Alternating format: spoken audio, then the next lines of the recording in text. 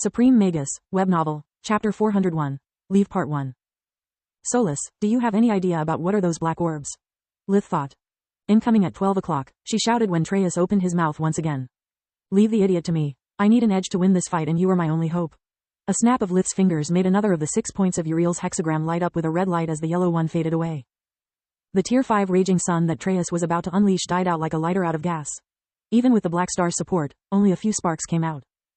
The array was a variation of Silverwing's hexagram that Uriel had theorized after gaining a deeper understanding of the impossible array.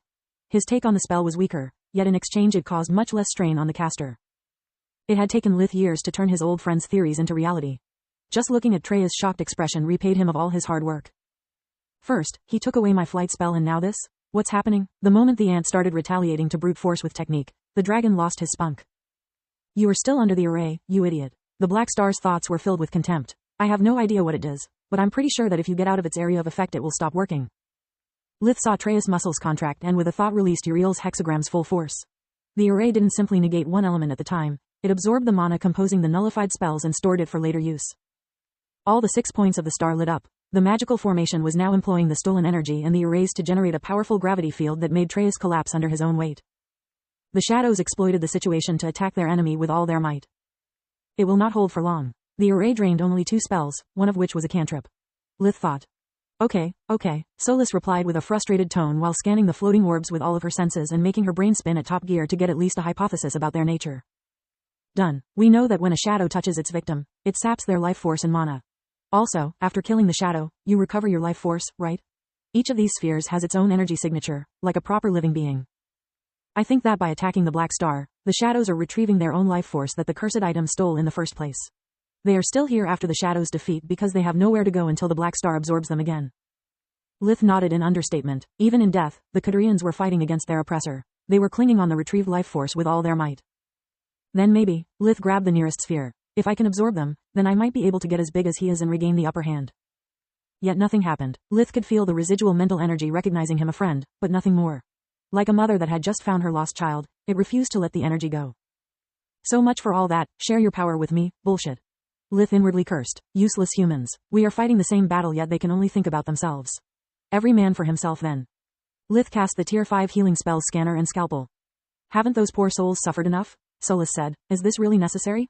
Heck, yes. Lith replied, butchering the spheres near to him at once. Life is for the living, not for the dead. Their lives ended the day the Black Star was born. If we lose this fight and that bastard walks out of the barrier, all cities will become like Qadaria. Solus had seen their memories, she knew their suffering. Yet she was glad to have raised her objection. She couldn't have lived with herself if she just stood there doing nothing. Also, it allowed her to take a peek at a hidden side of Lith's mind. Breaking the oath he had taken the day he had become a professional healer meant nothing to him. Pretty words couldn't save lives nor stop monsters. He didn't base his actions on concepts like innocence or guilt. Lith only thought in terms of survival. Yet he considered the Qadarians like brothers in arms. They knew pain even better than he did. Lith could not only relate to them, but they also had his respect. It was the reason why he could butcher their life force without a second thought. He knew that in their place he would do anything to get free from his oppressor. Pain would be momentary, freedom would be everlasting. Lith darted across the battlefield, maiming all the spheres outside the array that was quickly running out of juice. That day his scalpels turned into cleavers. One strike was all it took to inflict a damage that would take him hours to heal. Uriel's hexagram disappeared and Traius stood up in outrage. He stomped the shadows swarming him and unleashed an endless barrage of spells against Lith. He managed to dodge most of them, block some, and was forced to tank the rest. There were countless spheres at Traius's feet, some almost the size of a person. An ice spike ripped one of Lith's wings off. Inside it there were pain receptors he didn't even know he possessed, so they were still active. The agony of the mutilation almost made him stumble. Almost.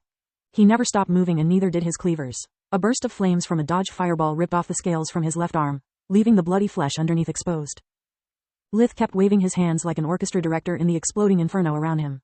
Solus used her own mana to generate more cleavers to help him finish the job. Just a few seconds had passed since Traius was back on his feet, yet all the shadows were already gone. He was free to focus on the last pest. Traius infused himself with all the air, fire, and earth fusion prowess the Black Star could bestow upon him. He became a god of speed, a god of destruction. A single stomp of his made the earth tremble as it was afraid of the titan ravaging its surface.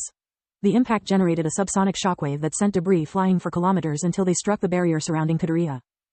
Lith flew backward and conjured a series of massive earth walls to protect himself. They took the brunt of the impact, buying him precious fractions of second that let him escape from the epicenter of the strike. The walls crumbled one after the other. The shockwave was still strong enough to make Lith tumble and fall on the ground. He got back on his feet with a kip up, never letting his eyes wander off his opponent. I told you, no matter what trick you employ, you can't beat overwhelming power. Treyas guffawed at his opponent's still defiant eyes despite his battered body. He bolted forward for the finishing blow as he spoke.